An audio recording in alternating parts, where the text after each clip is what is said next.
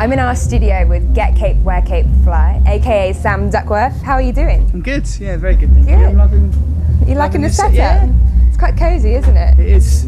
Although it's kind of blustery windy as well, so... It's nice to be in a windbreak, to be honest. Definitely. So you've just arrived at Playfest. Yes. Are you excited about playing tonight? I am, yeah, I'm really... Yeah, just had a little walk around, it looks good. I'm excited to see the King Blues as well. Yeah? Yeah, I think that's the nice thing about playing festivals. You kind of turn up and you know there's going to be some other good bands playing.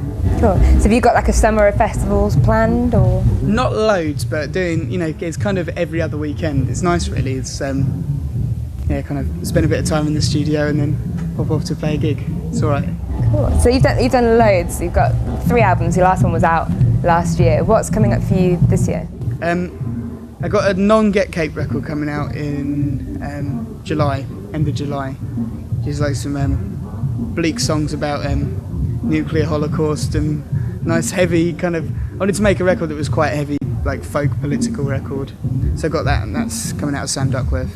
And then finishing off a new Get Cape record. Awesome. So what's that record going to be called? The Sam Duckworth? It's going to be called The Mannequin. The Mannequin. Wow. What made you decide to do that separately from Get Cape? Is it a totally different sound? Or? Yeah, it's a different sound, and also like I've always wanted Get Cape to be a bit positive. You know, having a kind of political arc of like, you know, you can make things happen and change, and this one's kind of more descriptively political. So you know, it's kind of taking different subjects on a different kind of lyrical plane, really, and the two.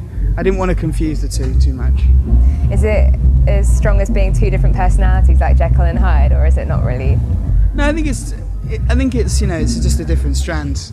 You know, I think like I love making Get Cape records, and it's all quite upbeat, but you know, you're not upbeat all the time, and sometimes you just kind of want to zone out and do something different, and it's just kind of, yeah, it's like I guess it's 2 sides of my personality, but I wouldn't say it was a Jekyll and Hyde thing. I think the two kind of mesh a little bit. Oh, I hope so. So you're writing for this 4th album then. I mean, where do you start with that?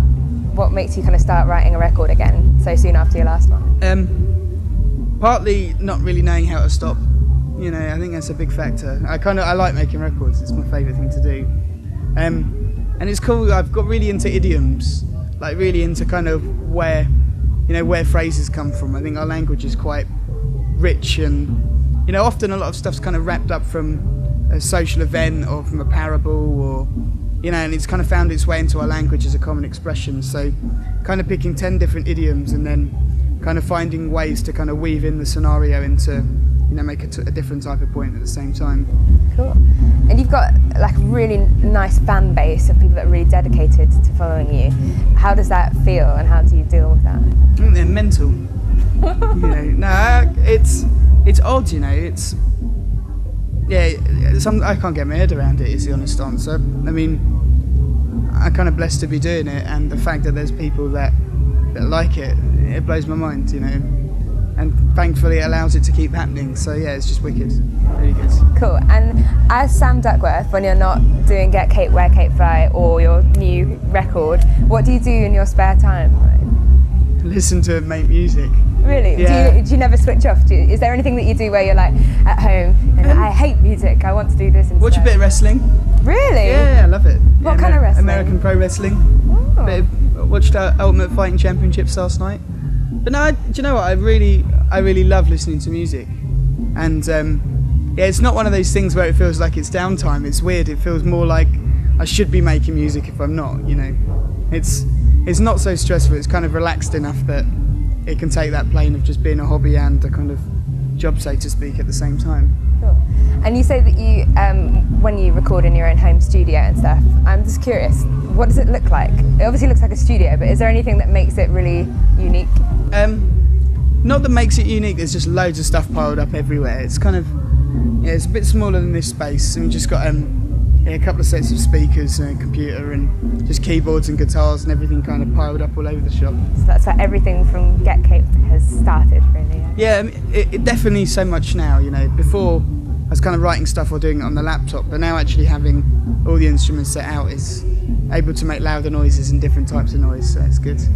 And so before your set tonight, is there anything that you need to do to like prepare yourself? I'm going to have one of those beef curries that I've seen. My band's just come back with them, they look good. Anything else? Do some vocal warm-ups and just do a few stretches actually. Yeah? Yeah, kind of sitting humped in a studio chair doesn't make you so nimble. So No, it's got to do some real workout.